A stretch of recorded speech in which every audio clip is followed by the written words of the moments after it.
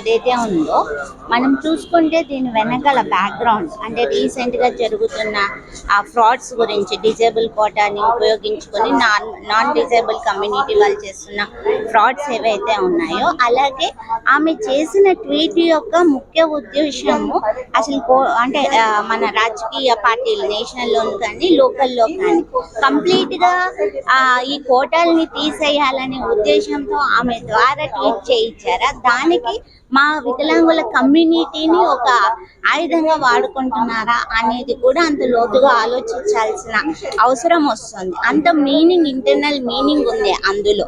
ముఖ్యంగా అయితే వీళ్ళ యొక్క రాజకీయాల కోసము మమ్మల్ని వాడుకోవడం, మా ఆత్మగౌరవాన్ని దెబ్బతీయడం, అనుచిత వ్యాఖ్యలు చేయడం అనేది ఎంతవరకు కరెక్ట్ అనేది నేను అడుగుతున్నా. ఎందుకంటే మన తెలంగాణ రాష్ట్రంలో దాదాపు 10 లక్షల మంది డిజేబుల్ పెన్షన్స్ తీసుకుంటున్నారు.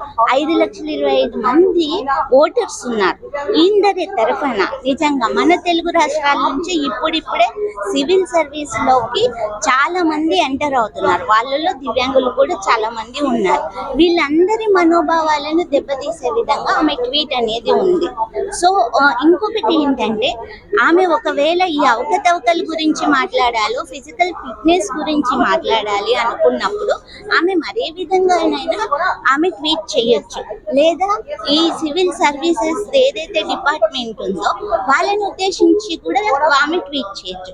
కానీ ఒక 3 స్టేట్మెంట్లు, ఫస్ట్ పైలట్గా ఒక డిజేబుల్ తీసుకుంటారు, లేదా ఒక డిజేబుల్ సర్జన్తో మీరు సర్జరీ చేయించుకోలే ధైర్యం ఉందా, అసలు ఈ డిజేబుల్ వాళ్ళకి ఇలాంటి ప్రీమియర్ సర్వీసెస్ లో కోట్ అయ్యింది. ఈ 3 అనేది డైరెక్ట్ గా ఉన్నాయి, మమ్మల్ని హిట్ చేస్తున్నాయి. ఆమె ఇండైరెక్ట్ గా ఏం లేదు, డైరెక్ట్ గా.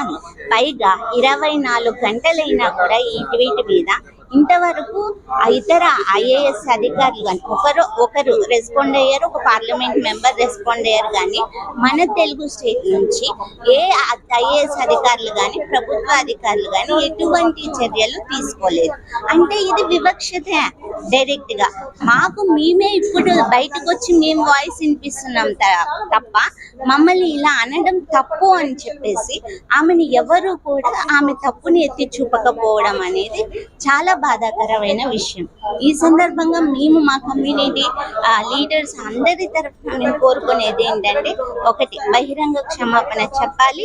ఆమె వివరణాత్మకంగా కూడా చెప్పాలి ఎందుకు ఈ మాటలు అన్నారు. దీనికి సీఎం రేవంత్ రెడ్డి గారు కానీ, సిఎస్ గారు కానీ, మా డిజేబుల్ డిపార్ట్మెంట్ ఐఏఎస్ ఆఫీసర్ కూడా వెంటనే చర్యలు తీసుకోవాలి వారి మీద.